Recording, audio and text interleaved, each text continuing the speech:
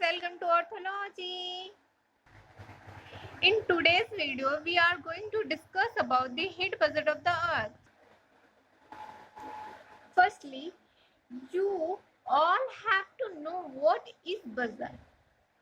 It's an estimate of how much money you will make and spend over a certain period of time, such as a month or a year. In short, आप अपनी कमाई के हिसाब से एक plan बनाते हैं कि मैं इन चीज़ों पर इतना इतना खर्च करूंगा, ओके, फॉर अ मंथ और अ ईयर, एक साल के लिए, एक महीने के लिए, ठीक है।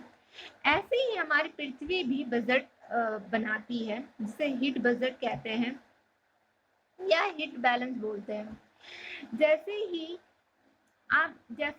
कि आप जानते ही हैं कि पृथ्वी पर एनर्जी का सबसे बड़ा स्रोत जो है वो सन है। तो सन जो अपना हीट एनर्जी अर्थ को दे रहा है, वो हमारी पृथ्वी भी उसे वापस कर दे रही है उतने ही यूनिट में। मतलब 100% अगर सन एनर्जी अपना दे रहा है तो पृथ्वी भी उसको 100% में ही रिटर्न भी कर दे रही है। मतलब अर्थ को कोई उधारी नहीं चाहिए सन से, वो जितना दे रहा है वो उसको पृथ्वी रिटर्न कर दे रहा है उसको, ओके। तो कैसे वो जितना एनर्जी सन से ले रहा है उसको रिटर्न कर रहा है, हम इस वीडियो में वही देखेंगे, ठीक है। तो चलिए स्टार्ट करते हैं अपना वीडियो आज का। 35 units are reflected back to space before reaching the earth surface, ठीक है।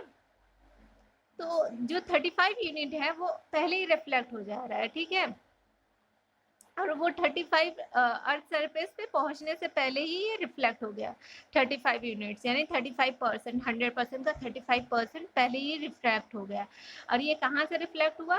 27 क्लाउड ने रिफ्लेक्ट कर दिया, जो बादल रहते हैं ऊपर, और 2% स्नो, जितने भी हमारे ग्लेशियर्स हैं वो 2% यूनिट रिफ्लेक्ट कर देते हैं, और 6 स्कैटर्ड, और 6% यूनिट जो था 6 यूनिट जो था हीट एनर्जी, वो स्कैटर्ड हो जाता है एटमॉस्फेयर में ही, इधर उधर बिखर जाता है।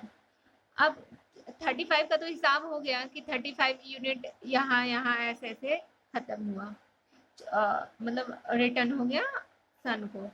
बट बचा कितना? 65 यूनिट, जो कि अर्थ सरफेस पे ऑब्जर्व कर लेता है। अब उसमें से क्या होता है, 14 यूनिट एटमॉस्फेयर, जो हमारे अर्थ के चारों तरफ एटमॉस्फेयर है, वो ऑब्जर्व कर लेता है, और 51 यूनिट अर्थ सरफेस पे आता है। तो अब 51 यूनिट जो है अर्थ हीट एनर्जी सन का, उसको टेरेस्ट्रियल रेडिएशन की वजह से के थ्रू अर्थ सन को रिटर्न कर देता है, जिसमें से 17 यूनिट वो डायरेक्टली रिटर्न कर देता है सन को, और 34 यूनिट एटमॉस्फेयर ऑब्जर्व कर लेता है जब टेरेस्ट्रियल रेडिएशन होता है, जिसमें से एटमॉस्फेयर 6 यूनिट डायरेक्टली ऑब्जर्व कर लेता है, और 9 कन्वेक्शन एंड टर्बुलेंस। मतलब क्या होता है? वर्टिकल मोशन ऑफ एयर, जब वर्टिकल मोशन होता है एयर का, उस वजह से 9 यूनिट ऑब्जर्व कर लेता है atmosphere, and 19 latent heat of condensation. मतलब क्या होता है कि जब amount of heat release when gas particle condense to form liquid droplet, जब लिक्विड ड्रॉपलेट के लिए गैस पार्टिकल कंडेंस करते हैं, मतलब जैसे बादल बनता है, तो उस वजह से 19 यूनिट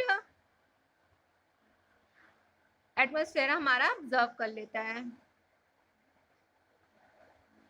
तो अब 48 unit observe by the atmosphere. 48 unit कैसे? पहले का 14 यूनिट जो एटमॉस्फेयर ऑब्जर्व किया था, और फिर सेकेंडली 34 यूनिट, ठीक है। तो ये 48 यूनिट हुआ। और अब जो 17 यूनिट डायरेक्टली अर्थ को रिटर्न कर देता है, सॉरी, अर्थ सन को रिटर्न कर देता है टेरेस्ट्रियल रेडिएशन की वजह से, वो प्लस 48 यूनिट जो एटमॉस्फेयर ऑब्जर्व कर लेता है, वो दोनों मिला के हो गए 65 यूनिट, और जो कि अर्थ ऑब्जर्व करता है। तो इस तरीके से 100 का 100 यूनिट हमारा अर्थ जो है वो सन को रिटर्न कर देता है। मैं आशा करती हूँ कि आपको ये समझ आया हो जो मैं आपको समझाना चाह रही थी, और आपको ये वीडियो समझ में भी आया हो ये टॉपिक, और आपको मज़ा भी आया हो इस टॉपिक को पढ़ने में। और अगर आपका कोई सजेशन हो कि मुझे इस टॉपिक पे वीडियो बनाना चाहिए, तो प्लीज़ आप मुझे एडवाइस कीजिएगा कमेंट बॉक्स में। और अगर आपको ये मेरा वीडियो पसंद आया तो please do like share and subscribe. आज के लिए इतना ही, एंड अपने हेल्थ का सबसे ज़्यादा ख्याल रखते हुए पढ़ते रहिए, मुस्कुराते रहिए, और मेरे वीडियो को भर भर के प्यार देते रहिए। This is Poonam Agarwal signing off. Bye.